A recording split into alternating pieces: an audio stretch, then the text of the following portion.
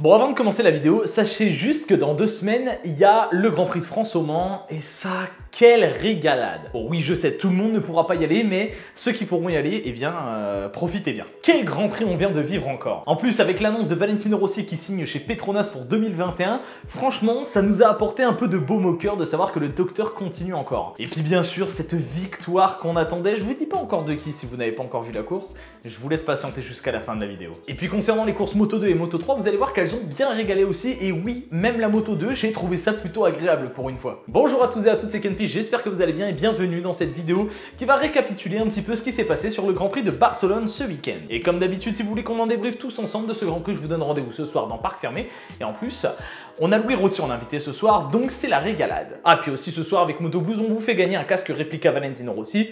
Donc, bon, en fait, vous n'avez aucune raison de ne pas venir.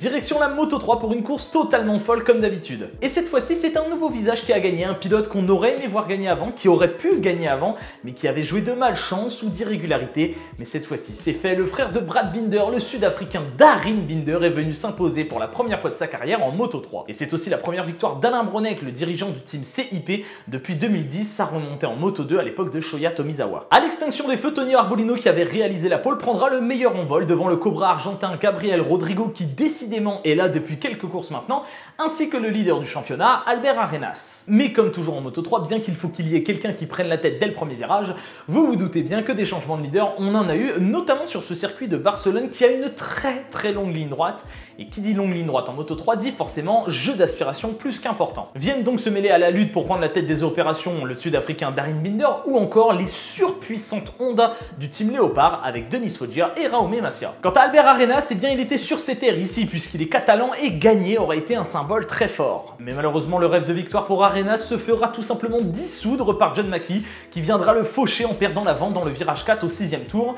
Terminé pour les deux hommes qui avaient pourtant pas mal de points à jouer au championnat. Devant, la course battait son plein avec un très joli groupe d'une quinzaine de pilotes, groupe qui allait pas tarder à se faire rattraper par le second peloton. Une lutte sans merci était alors toujours en cours devant pour savoir qui allait prendre la tête des opérations et c'était très souvent Arbolino, Rodrigo, Masia ou même Darin Binder qui y arrivait. Et c'est marrant puisque suivant qui était en tête, on voyait que le rythme de course changeait totalement. On s'imagine donc que certains avaient des stratégies, peut-être économiser les pneus, tandis que d'autres voulaient à tout prix être devant et s'échapper au maximum. Mais bon, s'échapper devant avec la très longue ligne droite de Catalunya, c'est quand même quelque chose de difficile, sauf si vous avez par tout hasard une Honda du team Léopard qui peut lutter contre le phénomène d'aspiration. Ah, c'est ce que Denis Foggia avait justement. Donc pendant quelques tours, lui, il a réussi à s'échapper. Mais je vous dis seulement quelques tours, puisque derrière, on n'a pas trop apprécié qu'il s'échappe comme ça du côté de Tony Arbolino et Darin Binder qui feront le forcing pour revenir sur lui et même lui chipper cette première place. En effet, tous ces pilotes viendront jouer leur ultime carte dans le dernier tour, mais celui qui s'en sortira le mieux, eh bien, c'est Darin Binder qui arrivera à prendre la tête des opérations dans le dernier tour et ne la quittera plus jamais. Le sud-africain Darin Binder vient donc s'imposer pour la première fois de sa carrière sur le circuit de Barcelone devant Tony Arbolino et Denis Foggia. Sergio Garcia et Alonso Lopez, qui étaient pourtant pas très souvent aux avant-postes depuis le début de la saison, viennent faire un joli top 4 et top 5, de quoi bien faire plaisir à leur team. Quant à Jaume Masia et Celestino Vietti, eh bien malheureusement pour eux, ils ont dépassé les limites de la piste dans le dernier tour sans montrer un net désavantage, donc ils ont pris une pénalité. Et oui, ils perdront tous les deux une place au classement final, de quoi pas vraiment faire plaisir. Quand tu finis la course, perdre une place, ça régale pas, mais c'est souvent le cas en Moto 3. Côté francophone, Barry Baltus termine à la porte des points en 16e position, tandis que Jason Dupasquier fera une maigre 22e place. On sait qu'il a les capacités pour faire mieux. Rendez-vous en France la prochaine fois. Désormais, place à la Moto 2 et c'était encore un peu calme, mais bien moins que d'habitude. Honnêtement, on a eu une course plutôt satisfaisante pour une fois. Bon, c'était pas non plus l'extase, je vais pas vous mentir qu'il n'y avait pas des dépassements à chaque virage, mais il y a quand même eu quelques luttes et ça fait du bien. Le premier événement du week-end en Moto 2, c'était tout d'abord le retour de Jorge Martin, qui était absent depuis 2 courses déjà suite à des tests positifs au coronavirus. Cette semaine, il aura fait ses tests, tout était négatif, il pouvait être de retour en piste. Et en plus, pour le coup, il a déclaré que le championnat n'était pas fini et qu'il allait tout faire pour remonter. Ça fait plaisir. On veut voir ça. D'ailleurs, en ce qui concerne le championnat, c'est plutôt Luca Marini et Enea Bastianini qui se tiraient un peu la bourre. Et vous allez voir qu'en course, il y a eu quelques petits changements aussi là-dessus. C'est justement le pilote italien du Team Sky qui fera le meilleur envol sur ce début de course devant les surprenantes speed-up de Fabio Di Giannantonio et Jorge Navarro qui auront fait un très beau départ. Et pas seulement un très beau départ, une belle course dans l'ensemble même. Étonnamment, avant le début de la course, je me suis dit, tiens, je vois bien Sam Loves gagner ce week-end. Je sais pas pourquoi je le vois bien gagner. Bon, spoiler alerte, il a pas du tout gagné. Voilà, j'ai encore visé juste.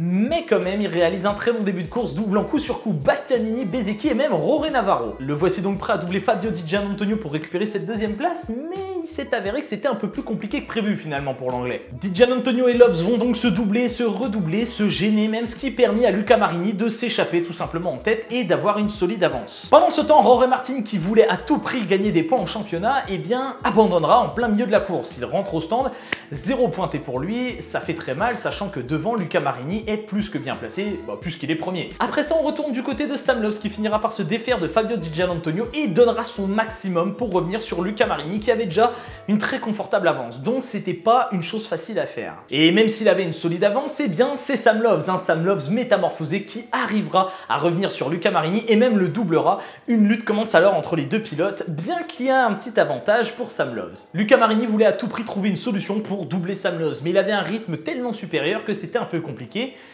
jusqu'à ce que ses pneus se dégradent très vite, et pas ceux de Luca Marini. En effet, les pneus de Sam Loves vont s'user, il va commettre des erreurs, Luca Marini va pouvoir repasser et se recréer un coussin de sécurité. Sam Loves ne pouvait tout simplement plus l'attaquer, et même plus attaquer tout court. Luca Marini gagnera donc une nouvelle fois en Moto2 cette année devant un incroyable Sam Loves, et puis un Fabio Di Giannantonio qui enfin prend de très jolis points. Derrière, Jorge Navarro arrivait à contenir les attaques d'un Joe Roberts qui était un petit peu de retour sur le devant de la scène. Les deux pilotes terminent quant à eux 4e et 5e. Belle opération donc pour Marini au championnat puisqu'il marque 25 points, Jorge Martin n'en marque aucun, et puis Enea Bastianini n'en marquera pas autant que prévu puisqu'il termine 6e.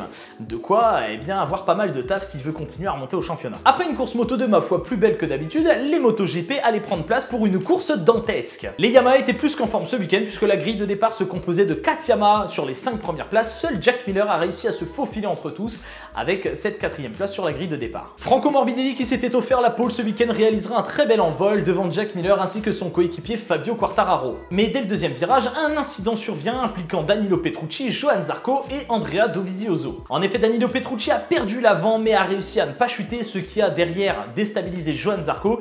Il a un peu pris peur le français, il a attrapé le frein avant, mais malheureusement lui il est tombé et il a emporté avec lui Andrea Dovizioso. C'est vraiment un coup dur pour Johann Zarco qui visiblement est dans la quasi-totalité des mauvais coups, mais pour une fois il n'y peut vraiment rien. Il a été surpris par Danilo Petrucci, il a eu peur de le percuter, il a attrapé le frein avant et il est tombé. Mais ce qui est le plus important, c'est que dans cette chute, malheureusement, deux Ducati sont au tapis et en plus Andrea Dovizioso qui du coup forcément perd la tête du championnat. Devant, Valentino Rossi était dans une forme olympique et prêt à aller chercher Franco Morbidelli, son futur coéquipier l'an prochain. Il doublait alors Fabio Quartararo pour aller se mettre dans la roue de Franco, tandis que derrière, Jack Miller lui perdait des places coup sur coup. Il se fait justement d'abord doubler par Valentino puis par Fabio avant même de se faire rattraper par les deux Suzuki qui l'ont tout simplement avalé en un rien de temps. Devant, c'était un peu le yo-yo entre les trois pilotes Yamaha jusqu'à ce que Fabio Quartararo décide d'hausser un petit peu le rythme. Il y parviendra et prendra tout simplement la tête de la course. On pensait alors voir une magnifique lutte entre Fabio Quartararo et Valentino Rossi avant que l'Italien ne vienne tout simplement une nouvelle fois